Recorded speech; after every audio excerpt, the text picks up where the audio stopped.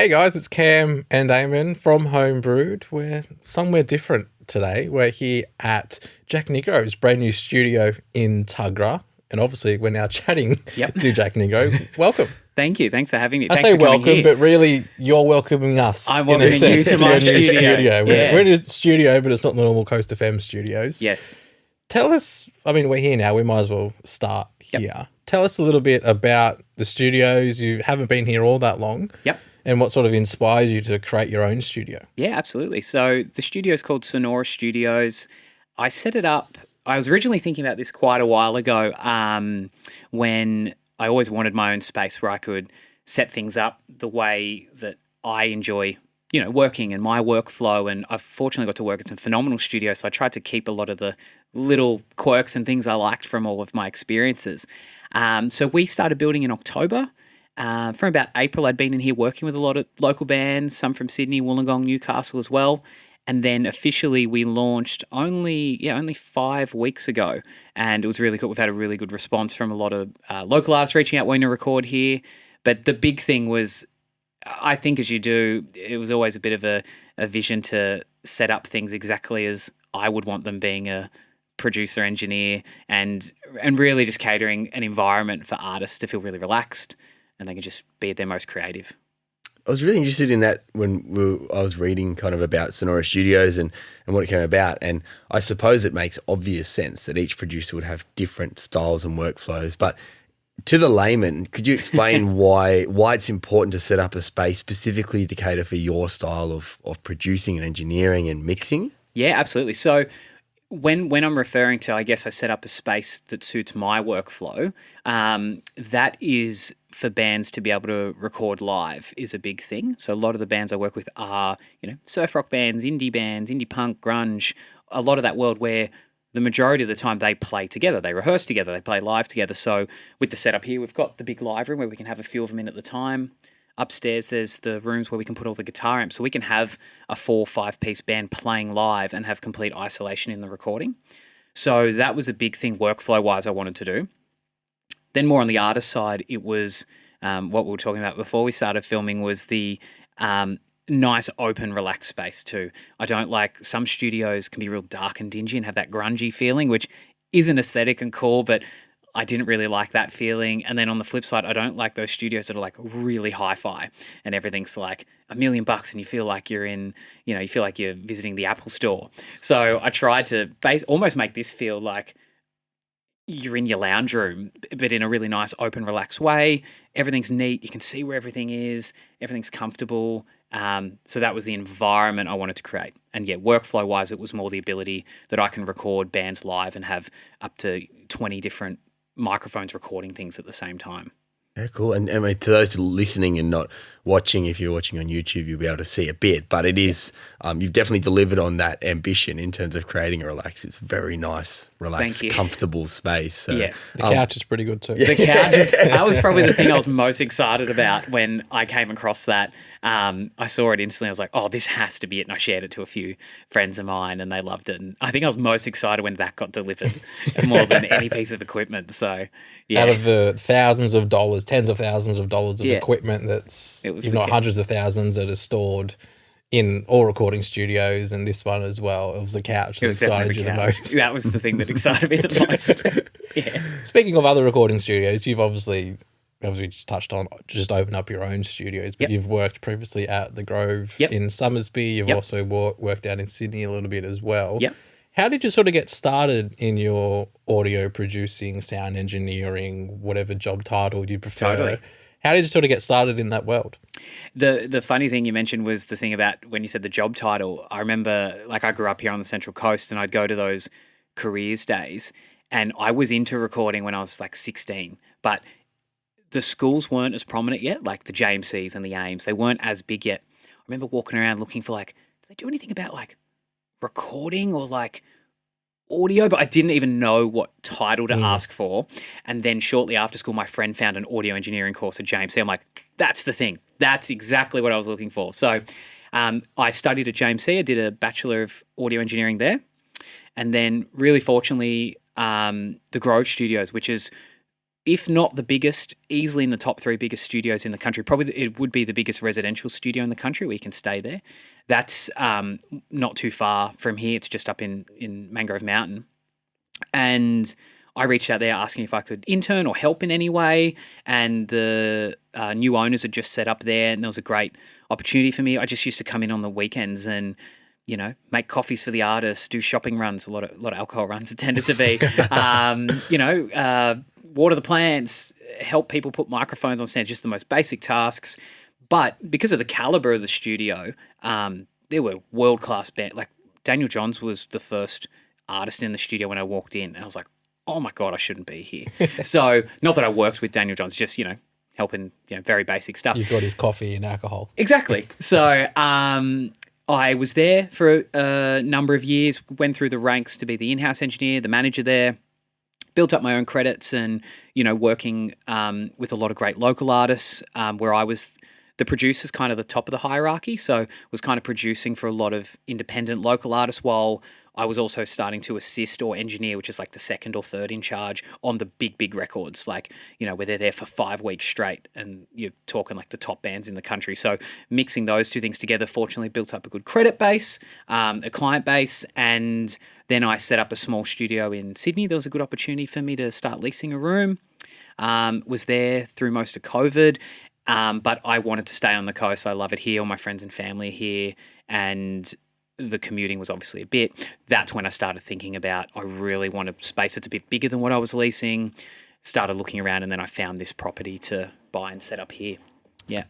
Can you run through for layman's like Eamonn and myself? You just mentioned producers are top tier, then you've sort of got your engineers, and what are the sort of different levels, and what is their role in producing music? Yeah, so I guess if I went from the bottom up, for anyone that's listening that may want to get into recording as a job in the future, usually you'll start out as an intern. So interns are, you know, they're making coffees, they're cleaning the studio, they're welcoming the artists. Pretty much that you're doing the easy task to make the client feel comfortable and the studio feel great, and in exchange you're usually sitting in and learning. Like a fly on the wall type of thing. So that's your kind of entry level. Then you have an assistant engineer. So the assistant engineer is the person who is usually employed by the studio. Their job is usually to do basic computer operation. They will usually make sure everything's working. So they'll be patching. They'll be patching all the microphones, making sure everything's plugged into the right spots. But they're not really doing any creative or highly technical things yet. They're just there to make sure everything's working and that the engineer and producer are operating. So that's the assistant's role. Engineer and producer, that's where it gets different. So this day and age with a lot of budgets, a lot of the time you're the producer engineer. So most of the time that's what I am now. The engineer's role is the technical. So pulling tones, doing all the equipment, making sure everything's working really well at a higher level. And then the producer's role is the creative. So they're the ones that we're talking about. Songwriting, song structure, feeling, emotion. And so if you're the engineer and there's a producer above you, they will say things like, I want the drums to sound really fat. I want them to sound really roomy. I want them to sound tight. That guitar tone's not right yet. It needs to be warmer. So they're giving you instructions and you have the technical know-how to execute what they're saying.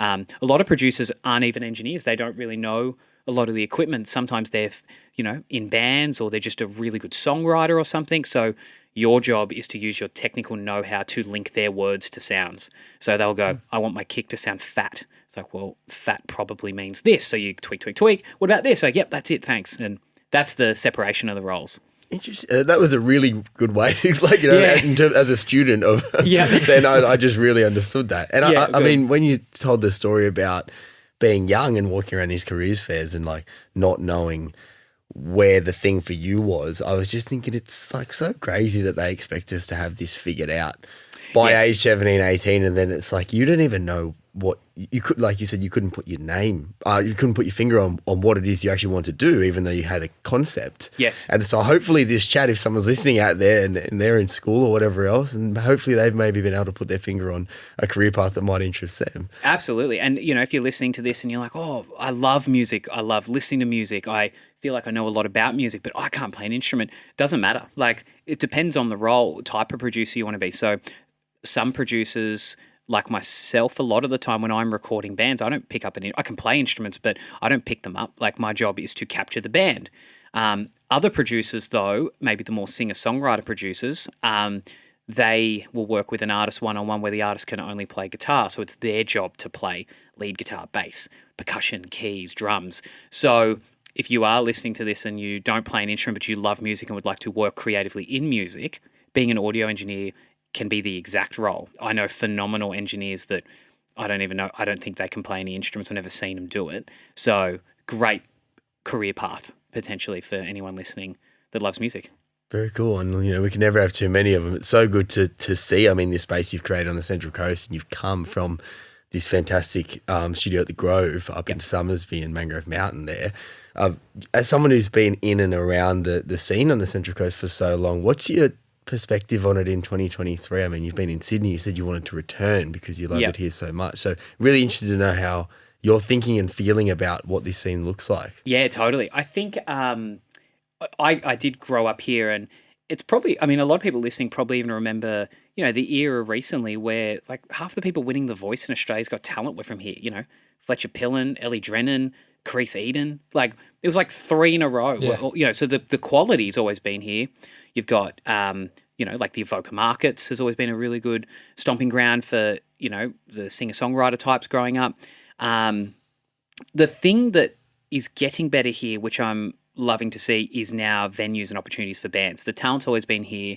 I think since COVID, with the push of the population up here, there's the Lincoln Pin down at Woy Woy, and then at a higher level, you've got Drifters. And although independent bands that are early on probably can't book out Drifters for a show because it's a huge venue, that's where huge bands are coming into town, and a lot of the local bands are supporting them. So even, like one of my assistants who's here, he's in an awesome band, and he supported DZ Death Rays recently when they were here, or Jebediah were in town and another band I knew was opening, or Winterbourne, local artists. They can sell it out because they're huge, and Joel Leggett's supporting them. So I think the mixture of a place like Drifters and the Kingdom Sounds crew that put those shows on, that were originally part of Mountain Sounds, and what was the festival they just had at the entrance to? That really good one. Rolling Sets. They announced the lineup. For this will mean nothing in terms of the time for recorded for those listening, but they announced the lineup for that on Monday. Yes. They will be. So really looking forward to that. But that's been unreal too. So that whole crew's set up here as well. So there's some really good people here. I know a lot of great artist managers that have been moving up from Sydney too through COVID and stayed up here. And you've always had the Grove here now. Damien Gerard, the Grove Academy, the local TAFE. So there's education and recording facilities here too. And we're smack bang in between Newcastle and Sydney. I think it's perfect. The point you mentioned there about venues is such a huge point that we've sort of been crying out for such a long time, and thankfully Drifters came along to sort of create that premiere, if you like, venue. You set a great example there that a local bands might not be able to sell it out on their own, but they can support the bigger acts that come to town. The Moving Stills are supporting Teenage Dads in a few months as well. They've got their own fairly sizable following here. Yeah, they'd be pretty close, I reckon, to being able to do that too. Yeah. But they do great in Sydney. They've done like all around the country. They've been touring. Yeah. So it's awesome to be able to see them performing live as well. But like the recording studio side of it, it's such a big part of music. It always has been, but I think even more now because so many people, they can record at home, but if they want it professionally done or they just want to send it off to be engineered or produced, they come to places like here to get it done. What percentage of your clientele are that at-home recording and, hey, can you just touch this up for us? And what percentage are, okay, we want to completely record everything and have it all engineered and produced in-house? Yeah, so for my personal, the genres I tend to work more in, it's more they'll demo at home and bring it in and I'll redo it all, because I tend to work with a lot of bands with more acoustic elements, so drums, pianos, acoustic guitars, things like that. So usually the bands I work with will demo it up and just have an iPhone recording or something from home. They'll bring it in and I'll do it more. But if you're more in the pop world or hip hop and stuff, where a lot of the drums are more programmed, it's a lot of synthesizers, so not the need to have mics recording loud guitar amps and stuff. Sometimes they might just come into a space like this to re-record vocals through really top quality gear in well-treated rooms, and then getting it mixed and mastered. So that's the process after recording, where we add all the effects and, it's a very experienced ear that's usually listening across it to really take it to that next level. So yeah, in the pop world, though, I mean, Billie Eilish, they made most of that record predominantly in their bedroom, and they won a Grammy. I guess it helps that Phineas is such an awesome producer and engineer himself as well. Absolutely. But could a loud rock band stay up late at night or early in the morning playing a huge Marshall amp and recording it? Most likely not. So, you come to places like this with well-treated rooms where everything's soundproofed and you can whack drums really loud, and you've got, 20 microphones that you can record those things. So, yeah, that's probably the trend I've noticed. It's more genre dependent. It's so cool to see. I mean, like stepping out and looking at the ecosystem of music in the Central Coast and places like this coming about. And you were saying to us before we started recording, you get people coming down from Queensland and travelling from all over the place to come and stay here. You've got accommodation upstairs for them as well, which is really cool. I don't know if we're allowed to have accommodation, but sorry, you have a couch. we have nice beds and couches should the band be tired at 1 a.m. and want to shut their eyes for an extended period of time. But yeah, fortunately, it's awesome. Like I've had someone up from Melbourne, a couple from Queensland, talking to a band from Tassie, some bands while they're touring from the West Coast, stopping by, and fortunately, that's usually because a lot of bands are usually more reaching out for the producer than the studio. So, like building this space, for example, most of the time I get inquiries, it's because they want to work with myself, because that's more important. Usually the artist trusts that, Jack works at this studio, the studio's probably good. So another thing I'm doing is, although this is, I own the studio, I only record half the time. I'm mixing, I'm mastering, I'm teaching a bit. I like to have a day off occasionally. So I have a number of younger assistant engineers that, kind of ranging from 18 to 22, 23 that I've also been training up, and they're now working with the next wave of bands that are just starting out. So I might be in here with maybe a slightly bigger band for a long period of time, and then my assistant's in here with a band doing their first ever recording, and that's awesome. So hopefully I can make this a bit of a hub for producers, engineers entering, because we're a medium-sized space. It's not a huge studio that's thousands a day. So I kind of purposely targeted it for the more mid-tier budgets, and just over-delivering on that budget. That's kind of what I'm going for. It's like that studio is like really accessible. It's not too overpriced. They've got amazing gear and it feels good. That's kind of where I went for. Yeah. And that sort of training the next sort of level to come up, I know is quite a big thing for you, because obviously you've been there yourself. You're looking through, how can I get into this world, whatever this job title I want is. Absolutely. You're big on that, and through the Grove as well, I guess you've seen so many people come and sort of move on into the next level of their careers. It's such a big space. They do the Grove Academy stuff. Yeah. So that's obviously a big part of what you're trying to achieve here as well. Totally. I most of what I know was from learning from the really great producers at the Grove. So I owe that a lot. Even still, I'm still always learning and reaching out to other producers like that are above me for tips and tricks, and sometimes paying for them to come and give me like private tuition too. So I'm still always wanting to learn. Even I know, the huge ARIA award-winning producers that I've worked with and still know they're constantly still learning. So by all means, I want to continue learning, but I love teaching the next generation through, because I find that very rewarding. And to be able to teach something, you have to know it so well. So it's almost like a nice refresher. So when I teach at the Grove Academy, or I'm teaching someone here and I'm teaching them the fundamentals, it really actually reminds me of the baseline stuff. Like, oh yeah, this microphone does X, Y, Z, and that's why we use it. So yeah. It is good. It's good to know. And I suppose it goes at saying that when we talk about opportunity, I mean, we talk about bands all the time on Homebrewed, but like opportunity particularly for an area like the Central Coast and wanting to see it flourish, it extends to all of those things, and you're creating opportunities that weren't there 12 months ago or whatever for now young emerging engineers and producers and et cetera too. So that's really cool too. It's more encouragement with people to engage with music in whatever form and whatever capacity in our area, which I think and we think is is super important. But I just noticed it. I'll tighten that one a bit for you at the top if you like. Yeah, absolutely. Whether it's being an artist manager, producer, engineer, obviously, you know, bands need heaps of help starting out. But that is a big thing. I was fortunate that I had a really good opportunity to significantly help me to where I am today. And hopefully I can give other people that opportunity too. And, you know, the more they use this space, you know, the more it's booked out, the better for me. I've got great young kids using the studio when I'm not in here. I'm upstairs mixing and mastering. Like, it's just the busier the better. So it's just a win-win for everyone. A lot of the producers too, a lot of these young engineers, producers are in bands themselves too. So half the time they come in and start out recording their own bands because they're comfortable with them. And then it sounds awesome. And then their friend's band hears about it. And that's how it can tend to steamroll a lot as well.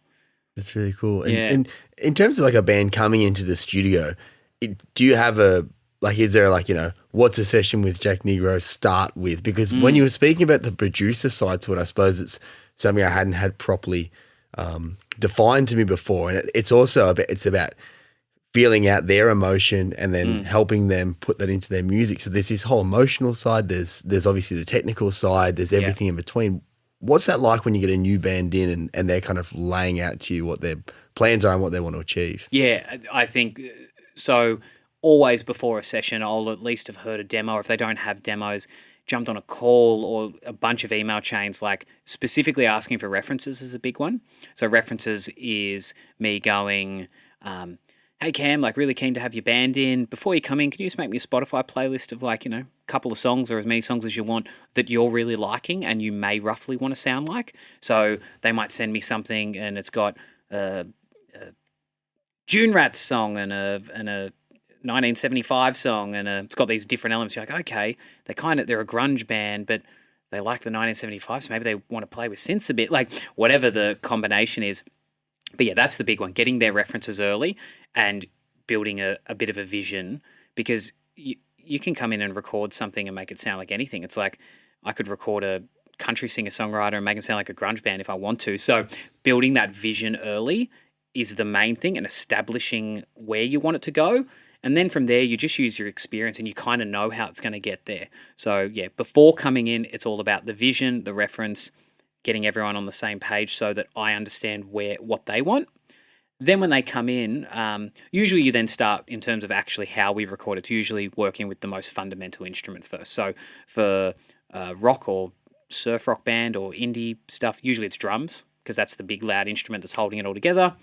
But if I was doing a acoustic singer-songwriter, like someone like Joel Leggett, who's a great local artist, or something, I'd probably start with the acoustic guitar because that's what the song's going to be built around. Yeah, that's a bit of the order of how you first approach it. And what are you finding these days? Like, obviously, the musical trends change all the time. Mm-hmm. What are you finding is a common trend in music production now? Is it because I think I've noticed a bit more of an increase in synths and those sorts of things. Yep. But what are you finding that you're working with more and more? Yeah. Synths, definitely. And I think it's great. Like when I was first growing up and I was, into rock music and stuff and, synths, like that's fake and blah, blah, blah, like sticking my nose about it. But I love it now because when I have a band come in and they might be a rock band or they might be a more traditional style band, but they want to explore maybe drum sampling or synthesis, it's a good way to break ground and give someone a new sound and an edge that might help them stand out.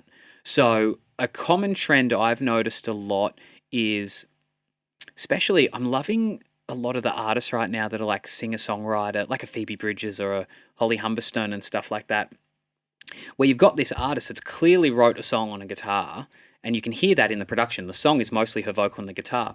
But then underneath it, there's like very obvious drum sampling going on or synthesizers and all this stuff that would typically be more pop or hip-hop.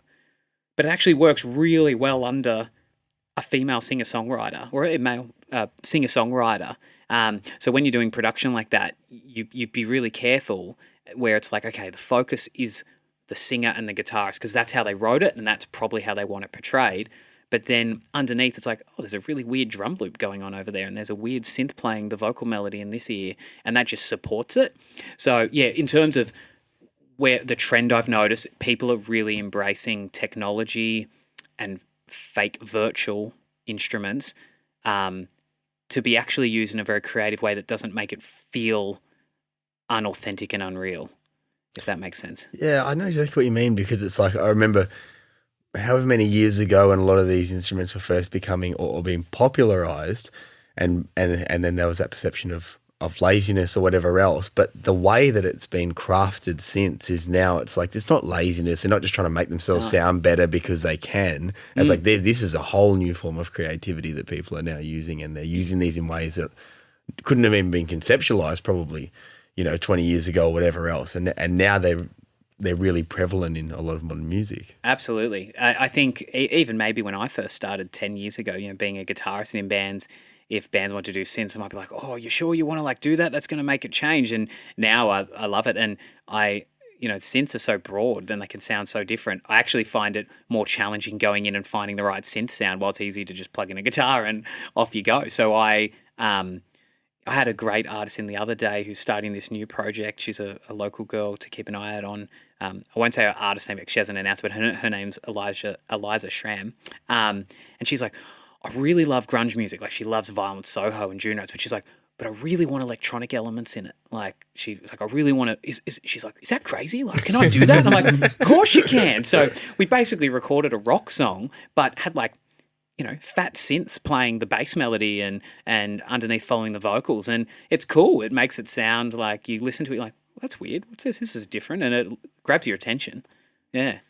Yeah, and it pricks your ears. I suppose when you're producing like that, when you're in that role, do you feel like a fair responsibility in terms of like you're in a like a decision-making role when it's around someone's artistry and you're helping guide them? Do you feel this like real responsibility to kind of make sure you get it right? Yeah. Which you clearly have, which is why you're here now.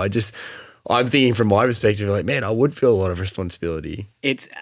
When I first started, just like anyone in any career, I probably was more approaching it to make sure things just sounded really good and I didn't get things wrong. I was probably a bit more fearful of making mistakes rather than creating art, which would be totally normal. Like when you're new at any job, you just don't want to F up. So my first roles were more like, oh, let's make sure everything sounds good and like that. And now when you get more confident, you can fix any problem. Like if something's out of tune or out of time or there's a click, but you can fix things. Now it's more the responsibility of establishing that vision and executing the vision. That's the big one. It's like really clear vision with the artist early, what they want. And that can just be a quick conversation. Like 5 minutes, you can chat to someone about music and be like, okay, like I think I get the world you're coming from. I do feel that responsibility, but at the same time, I try not to let the pressure of it stop the creative flow, if that makes sense. If something just feels good or sounds good, just go for it. And a big lesson I learned early was like an artist will have an idea and they'll say it in the back of your head, you're like, this isn't going to work. This is so weird. And the amount of times I get it wrong, like I wouldn't say anything. I'd be like, okay, we can try that. And then I heard it, I'm like, oh, that's pretty cool. So I instantly learned to shut up. Any idea, if they want to try it, unless it's something that's going to take me 10 hours to set up, I'll do it because I reckon 3/4 of the time it's actually been awesome, or it stems off. It's like, oh, that's pretty cool, but what if we did this? And they're like, oh, that's even better, and off you go.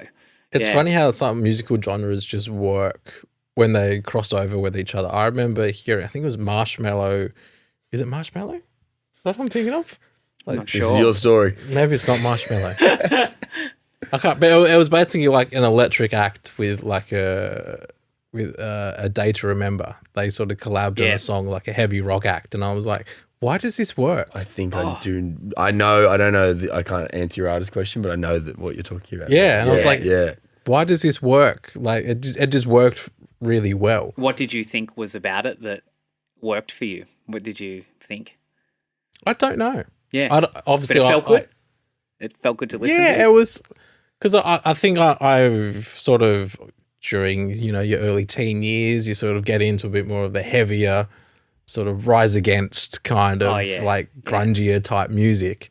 And then obviously, the whole noughties pop punk era has such a special place in my heart. Do you know the When We Were Young festival, that huge one that's in Vegas? Oh, I'm going to that later this year, and it's like Blink-182, Green Day, Offspring, Sum 41, that Rise Against. That whole era is just like, very near and dear to me. So it was almost like that mixing with the more modern music, and there was something about it that just, it really worked for me. I think other bands in that, one of the units actually that we teach when I'm up at the Grove Academy is it's about music analysis basically, and that's one of the things we talk of is hybrid genres. Like, a big example that you're pretty close to there is like Bring Me the Horizon.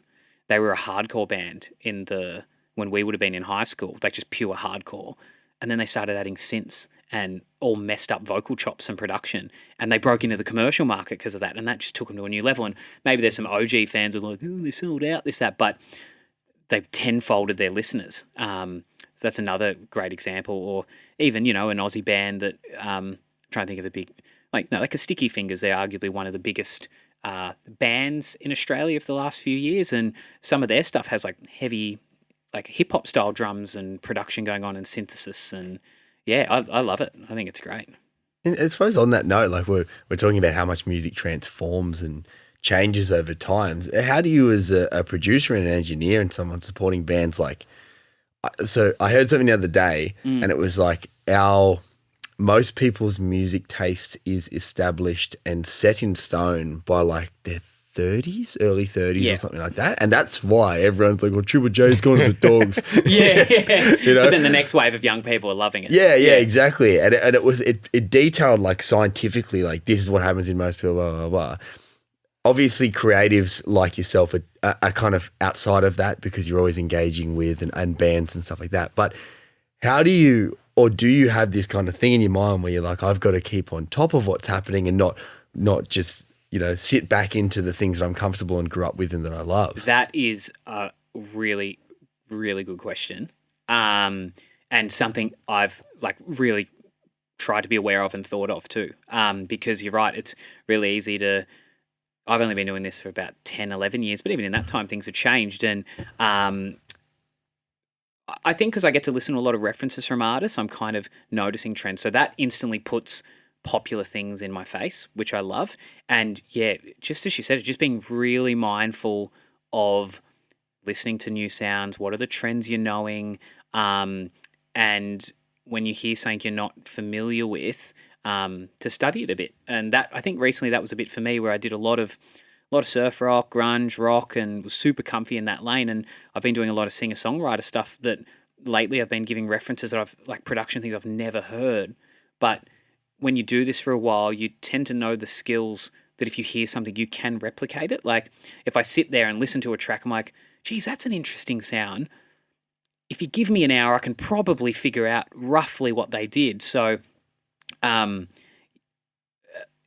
don't even know if there's so much an answer to the question, more that I completely agree with what you said and am very self-aware to make sure that I am staying current and am listening to what is fresh and not dismissing a new reference that's given to me. I'm like, oh, what's this shit? Oh, this stuff.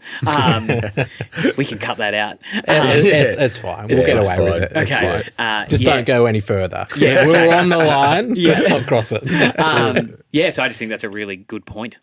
Yeah, I just found it so fascinating, and I was like, wow. And even just as a music consumer, I was like, I want to be really conscious to not, because I don't know, it's just like so many people are just like, oh, that new crap all the time, and it's like, well, it's all art and it's all people's creation, and it's still music, like whether it uses a traditional instrument or not, whether it took them 10 minutes to make or 10 hours to make, it's all still people's creativity and they're expressing it in some kind of way. So it has merit, it has creative and artistic merit. Absolutely. So I just found it really interesting. I suppose from your perspective, you're in the belly of it, you'd have to have those checks on yourself for your career and the people you're working with every day. And there's producers that have been around for decades that have done that and transformed with time. And maybe in the 80s they were a big rock producer, but now they're actually like right up there in the pop game. Like it does happen. Am I allowed to ask, like with you guys, with your show, do you get to pick a lot of the music that's getting played during your segments, or does that get given to you? We handpick it all. So when you handpick it, is it what would be like just one or two things, if you're allowed to say it, because this is good for me to know, what is it that makes you hear a song and go, Oh, I'd love that on the show. Is it something that's fresh or new, or is it? Well, our whole thing is new and emerging Australian music. Yep. So we will typically only play it if it's new. Yep. A lot of the times the submissions and requests that we get submitted, there is a bit of a bias or a sway to local artists because obviously we're trying to showcase as many locals as we can. And but I think a lot of it is production value. If we can hear there's quality in the production, regardless of the genre, we'll typically try and play it. It sounds like it's of a standard where they've invested their time and money to get it done properly. Yeah. Yeah. Yeah, and I suppose, like, I remember someone asked me and they were like, do you just play, like, your favourite songs all the time? And I was like, well, we don't actually. And it's like because if we were to just play what we liked, it would be... A lot of pop punk or... it wouldn't be reflective of what we're trying to represent. And it's like, we're trying to make a show that kind of caters for a whole range of tastes and that showcases a range of artists. So you got to sit down there and listen to them and engage with them. If you're just stuck with what you... We had a local rapper send us a submission, and it was like, this wasn't something I was really aware of, that we had a scene for local rap on the Central Coast. Yeah. And until he reached out to us, we hadn't ever played rap apart from, I guess, your Hilltop Hoods or something like that on our show. So it was really cool, I think, sort of discovering new people and different genres. And, you know, I guess our run-of-the-mill, if you will, is your indie rock type. Yeah. That's traditionally a lot of what we play, but we do play a lot of, you know, pop. We play electronic music. There's a bit of rap. Like country folk. Yeah. And the country stuff's sort of picking up in popularity quite a bit too. It's quite big here on the coast too. Yeah. Country and folks. Your Chelsea Berman, obviously locally, is big champion of that. Lucy Parle? Lucy Parle. Yeah, she's got a bit of a country twang to her, little quirks, a bit folky. Yeah. A lot of there's another studio that's a bit more of a private one than a commercial one, but Rod McCormack's studio, him and Gina Jeffries, they've got a school and they produce just phenomenal singer-songwriters. Like Lucy was one of those, and Kelly, who you've had on the show, Alaskia. A lot of great singer-songwriters have come through their school even, and they tend to be more of the country folk world. Another great actual music hub and some music people on the coast. Is there a genre of music that you don't touch in your production? You said a lot of it is your more traditional, like your indie surf rock, but if someone says to you, I'm an ex-musician, insert whatever genre it is, will you go, oh, sorry, I don't do that? Or will you work with anyone and work with a whole range, even though your expertise is more, I guess, because Cam's got this experimental album concept that he's working on. It's 500 didgeridoos and some orchestral stuff and blending it all together. All easy stuff. So you think it's crazy, but it'll work. Fortunately now I can be a little bit more selective with what I work with, which is great. But no, if anything, like I now am more excited, probably because I guess now I've been doing it for 10 years, which isn't a long time, but probably for the last 5 to 7, I've really done a lot of a similar style, and that's what I'm known for. So when I do get more of a pop artist come through, or maybe a soul artist or something, that actually really excites me. Maybe the only thing I don't touch is like, I don't listen to a lot of rap, like more full-blown rap. I love hip-hop and like, especially like, you know, Parliament and stuff where they've got real instruments and funk, and I've done a bit of that and I love it. Maybe just full-blown rap is probably not my thing. I've worked with some like great country artists like Lucy Parle I've done some stuff with, and she's quite country. Angela Rose, there's a few from the area in Newcastle I've done. Yeah, probably just not rap. Mainly too because I just don't really, not fortunately I should say, I don't relate to a lot of the themes that are often sung in some rap music. A lot of the time, sometimes, again, this is something we teach, but rap's not huge on the Central Coast, but in areas of Western Sydney where a little bit lower socioeconomic in spots, that tends to be where a lot of that's formulated because it's so lyrical and it's so expressive of their hardships. Fortunately, I was very blessed to grow up here, and maybe because I don't connect with the music in that way because I'm not from that background, it's probably maybe a reason I don't tend to touch it as much. Yeah, it makes sense. A whole different kind of kettle of fish, and yeah, you're right. There isn't a necessarily huge hip hop or rap scene here on the coast. Yeah. If if now you've kind of cast your mind ahead, like 5 years' time, Sonora Studios has been here a bit. How do you imagine this place being, and what kind of role is this studios and your own production kind of playing in the Central Coast and beyond as well, because you have so many people travel to see you? Totally. I mean, for myself, now that this has been a big thing on my mind and a lot of thought for the last year and a half to 2 years. So now that I've done this, it's been this awesome, like, not reset, but it's like this, this is where I'm set up. This is where I've got all my gear. This is home. I'm not traveling to Sydney, or I'm, 10 different studios. It's like, so the thing I'm really excited for is just making exciting, fresh, new music and working with established acts to help solidify their careers, working with emerging acts to help break them into that next level. So that's on a personal level what I'm super excited about. More for the space, though, as we were saying before, just a really cool hub for the next generation too. The people that are now listening that are finishing high school or just out and they're in bands that, and hopefully a lot of bands are recording here and with a bunch of really cool young producers, and they're all connecting together. And also too, I love one of my favorite parts about teaching is, the students tend to open up to you a lot too, and they talk to you about, the things they're going through, and you can help them plan their futures, and especially when it is industry related. So even I'd love to do things here where I'm hosting some kind of monthly get together for young creatives on the coast, or workshops, or just, I don't know, just expanding into other areas other than just recording that can connect areas of the industry on the Central Coast. Something I'm pretty excited about too. Just quickly, that screen went off. Is it still? That should be okay. It'll still still recording? be recording. I'll double check it just in case. Yeah, but it'll still that's fine. I hope so. I can repeat all that if not. No, that's fine. How good? Because I get nervous with that sort of stuff. Like even at our Coast FM studios, we can completely close the program that we run everything that goes to air. Mm-hmm. So sometimes we'll try, doing stuff between songs and we click a wrong button and it changes the whole format. Like, hang on, what happened there? It's easy just to close the whole system and then log back in and open it back up. Yep. And that scares me so much because I'm like, if I close this, like I know it's going to air. Yeah. But what if it doesn't? There's always. What if we've just completely screwed the whole programming up? Yeah, there's always. You'll usually do some kind of mistake once, and then you won't do it. Like I remember once, one of my first sessions, I accidentally. It was lucky it was like a friend, and it was just a chilled environment where we weren't paying lots of money, but I accidentally copied over the day's recording. It was like I back up every day, and I backed up a day before over the day we just did. I'm like, cool, won't make that mistake again. I haven't done it again in like 9 years. Something happened. Yeah, someone else, a student of mine, something like that happened where they just like lost a whole session, and we figured out how it happened. And we're like, well, it's like, that's all right. Like, you won't make that mistake though again, I'm sure. And they're like, I definitely won't. So yeah, we've lost recordings before. Yeah, interviews, whatever. South Summit, you might have heard or even worked with WA them. guys, they're unreal. Yeah, during COVID, nice Zoom recording and finished up and cool. Thanks, see you later. And we got about 3 minutes saved, and the rest of it.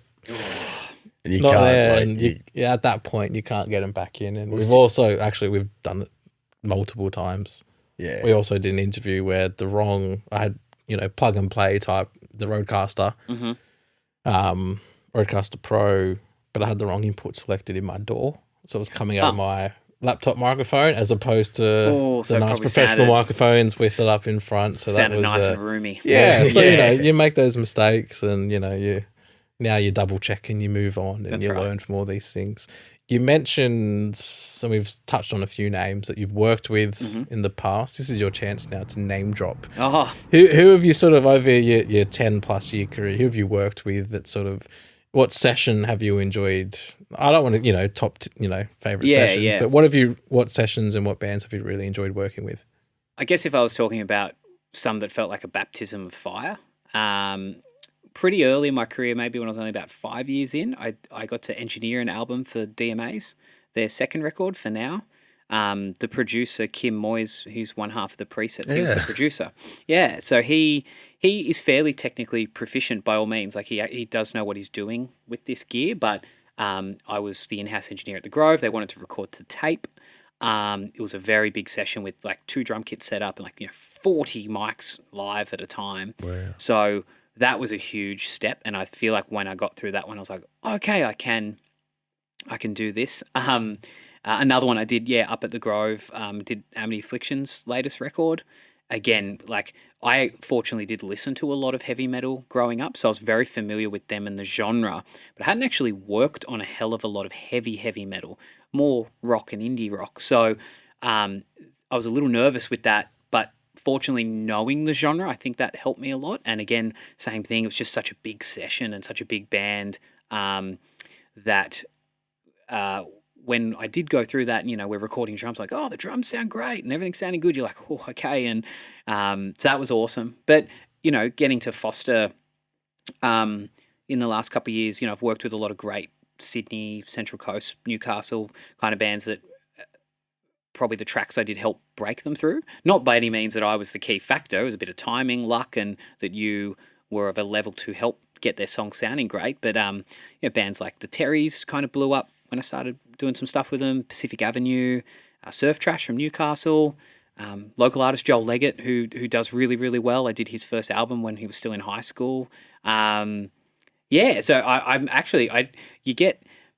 when you get to do this a bit, and fortunately, I'll have more established bands reach out. There's one thing when an established band reaches out, you do a good job, the song gets some radio attention, you're like, cool, I did the job I was employed to do. It's more exciting when you get a new artist, you do their first couple songs, and all of a sudden they go from here and actually get some attention, and that's really exciting. That is actually more of It's really energizing, hey? It is. Yeah. It's awesome. So, by no means am I, when I say I get to pick with who I want to work with, that doesn't mean I'm not listening to, this, just because a person's never released music. There was this artist that came up from Melbourne recently, I won't say her name yet. We just finished a song. It was her voice and a guitar recording. And I instantly sent it to my manager. I'm like, hear this. This is awesome. So hopefully, we did this amazing track that I'm really proud of. I would be so stoked if this got her a nice little head start in the industry. That would give me probably more of a kick than a established band coming in and getting some Triple J rotation because I just more did my job. While that's more like, oh, you really helped something. Shaping a career. Yeah. That's the really rewarding stuff. And we've sort of mentioned it quite a few times in the interview, but that is something you're big on for the local music scene as well. So many local musicians, you are trying to give as much of a push as you can to try and help them in their careers. Yeah, absolutely. You're really passionate about the local music scene. Totally. I grew up here, played a lot of gigs at Erina Youth Centre and the Chili Lounge at Wyong and the PCYC up there. So it's a growing area. We've got a huge population. It's a beautiful part of the world. We're right between Sydney and Newcastle. It's all here. And the more great bands that start recording here or at any of the studios, the better likelihood of better shows coming from those, which maybe will encourage more people to start up venues or put better events on, more festivals. For instance, I kind of the Wollongong music scene really blew up maybe 5-6 years ago, and I feel like there's no reason we won't do what they just did, with Yours and Ours and things like that. But they really took a big step about 5-6 years ago, and I feel like the next couple of years here are going to really follow suit. I think Wollongong's a great actual comparison, which I don't think we've heard before, comparing the coast to Wollongong, because it is, it's a little bit outside of Sydney, but still close enough to Sydney and I guess the big venues there, but it's also got its own culture and community and its own vibe around it. And there's heaps of bands that have come out of Wollongong and down on the south coast that we've played on our show, and the Vans are probably one of the bigger ones that come to mind straight away. We know as well that at least if you haven't heard it, the government has, because in terms of their strategic 5 cities nighttime economy planning, Wollongong and Central Coast are part of that. Presumably because of their proximity to Sydney population sizes. Sydney. I mean, we're close to Sydney. We're close to the beaches. We've got beautiful bushwalks. It's all here. It is. It is, and Wollongong has the uni. We've got Newcastle Uni. It is a similar thing. The one thing I think Wollongong has more of that we will hopefully get to is smaller, accessible venues for bands. We've probably only got off the top of my head there. There's the Lincoln Pin in Mumbo Jumbo, so some really cool events there too. Then it's more, the Rhythm Hut was that spot. There's a bit in Wombrel. The Wombrel Ocean View is been doing some. The Surf Club. Yeah, I went to a Rum Jungle gig out there recently, a band I've done a bit of work with as well. They're a Newcastle band, and there would have been, I think it's maybe a 500 cap room there, and there's probably about 350 people in there, which is awesome for a young Newcastle band to have 350 people come out to that. Yeah, so that's another really cool venue. And again, the better the bands are, the more events like that can happen and be self-sustaining, which would then encourage more young people to want to be in bands and want to record, and more people wanting to be recording engineers. And the flow-on effects are very real. Like we were off air, we were talking about soccer, football, another sort of passion that we both have. It's the same arguments that go on in Australian football, is that, now we've got the A-League established. That's the pathway through to the national team, through to overseas. Yep. How do we get the academies to produce for the A-League? It's almost like the same system can be related to music, where you get this thing established and working, and then you inspire the next generation to come through. The Women's World Cup's on at the moment. How many young girls are going to be watching their heroes on TV now and going, I'm going to be the next Sam Kerr, I'm going to be the next Caitlin Ford, the next Steph Catley, whoever. Yep. The same thing's happening in the music industry. They're going, I'm going to be the next June Rats, I'm going to be the next Hilltop Hoods, whoever. And festivals are something we're seeing a lot more on the coast as well. Obviously, the Mountain Sounds shut down. Yes. Hurt the industry and the local music scene quite a bit. But rolling sets now 2 years in a row at the entrance. We saw Council do the Central Coast Music Festival. Yep. There seems to be a lot of positivity with Drifters Wharf opening as well. A lot of positivity around the local music industry. Yeah, absolutely. So that crew too with Kingdom Sounds that run Drifters, there is a local group called Central Coast Music Group, which was... They're fantastic. Yeah, have you met Greg Carey? Greg, yeah. Yeah, Greg. So Greg, he's actually my manager's boss. So he has a company. So I'm actually under his management wing too. So I met Greg a couple of years ago, and he started Central Coast Music Group. So that's got Greg. It's got the Kingdom Sounds guys. I was there as a producer, and then people from the Grove were also there. Other artist managers are there. Brad from Evoca Markets is a part of it. So got all these people that are very great at what they do in their niches, that live here. They talk about how great it is. They want to do great things. And that was, when that started, was really close to when Drifters started as well. So that is what, it's because of those connections that we are getting bands like, who'd we say before, who's played at Drifters? There's been DZ Death Rays, Jebediah. Holy Holy's been there. Spacey Jane were just out there the other week. They're the biggest indie band in the country right now in Australia. Yeah, huge. Their numbers are through the roof. Teenage Jazz on the Way, Elijah and Delusional was there not long ago. Yep. It's Boy and Bear coming up. Winterborn are there this weekend. Yeah. Terry put on a great show there. Yeah. And the presets are playing a DJ set there on Saturday too. I missed out. My friend really wanted to go, and she's like, we'll get tickets, and I missed out. And I was like, I haven't spoken to Kim in a couple of years, but maybe I'll flick him. Hey, Kim, I haven't spoken in a couple of years, but if Kim's watching and listening, I'd love to come catch up and see the preset show. Yeah, there is so much happening, and I suppose it would be remiss of us before we do let you go to not ask if you can name drop. Who are your ones to watch, whether it's local, whether it's around the country? Do you have artists that you work with that you just keep an eye on them? Yeah, if I'm talking about local artists, young Ruby Archer is one to keep an eye out on. Started working with her when she was about 14, which is so ridiculously young, but she was really talented, and she's starting to get the attention that she deserves. Detention. School principal mode here. She's actually studying up at the Grove Studios Academy at the moment. She's learning some production as well. I can see that for her. Yes. We've interviewed her 2 or 3 times, I think, now as part of our show. And I can definitely see that in her future, as well as just being an amazing musician, just being the production side as well. Some I haven't worked with, which we were talking about before. Little Quirks, I've never worked with them, but they're just phenomenal, and they're really taking big strides for, if we're talking Central Coast artists, Alaskia, Neve as well, Lucy Parle. There's heaps. There's so many singer-songwriters, and a lot did start from busking at Terrigal or at the Evoca markets, or that's where a lot of these started, and then they become a Nathan Hawes or an Ellie Drennan and go on those shows and go really well, or without those shows even still streaming and doing huge numbers. So there is a lot of talent. I think just always keep your eye out for like that person that I was saying that was busking at a market or has their CD or vinyl or whatever it is these days for sale.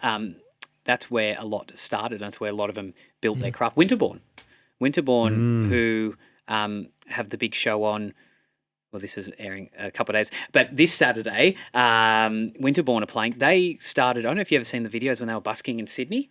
Yeah. That's what started them. Yeah. Like monster crowds would gather for them, and I think people started to be aware, like, oh, we need to go watch that duo. And and then they got picked up by Island Records. And they're someone that, for us, we're still baffled that they haven't had more national recognition, like either on a Triple J or whoever, but they're someone that their music to us is incredibly catchy. It's fun and easy to listen to. Yeah. It's just awesome music. It's really good, yeah. Oh, it's unreal. And both guys grew up on the coast, and they started busking in Martin Place, and before you knew it, there was like 300-400 people coming to watch their sets. So always keep your eye out for those people. And I've had it heaps of times where I've met someone at like 14, 15 at an open day, or they've come to visit the studio, and then they'll come back like a year later or something with a demo or something, and you're like, whoa, like you're that kid. Like it does happen. So I always try and keep a really open mind with whoever I'm meeting that that they could one day be anything. So my experimental project's still in the mix. It's a chance. Good. Definitely. Chance. Young Cameron with his experiments. Not so young, but yeah. All the pots and pans are out. Down to record it. And it goes without saying as well, support him. Jack, you're here now. Sonora Studios, Tuggerah, this is where people can find you. Yep. Where else can people connect with you if they want to learn more about you, see what you're up to? Yeah, so the Instagram is Sonora Studios AU. I'm always on there posting stories and responding to people, so feel free to message me on there. Our website as well, which has all our details, is sonorastudios.au. Hit us up if you want to come for a tour. We've got a great team of young producers as well as myself here. Come chat to one of us, have a coffee, check out all the amps we've got, and just to talk about your music and what you want to do in the future and where we might be able to align something to help you take those next steps, get your music out there and your art and sharing it around and start promoting that at shows, and that's how it all grows. Beautiful. Well, thank you so much for your time. Don't know what we're doing with this, but thank you for watching. This is something we're not used to doing. Fish out of water here. Yeah, absolutely. Thanks so much, guys. Thanks for coming. Well, that's the other thing. That's just thanks for coming in. But again, we've come to Thank you for visiting me, guys.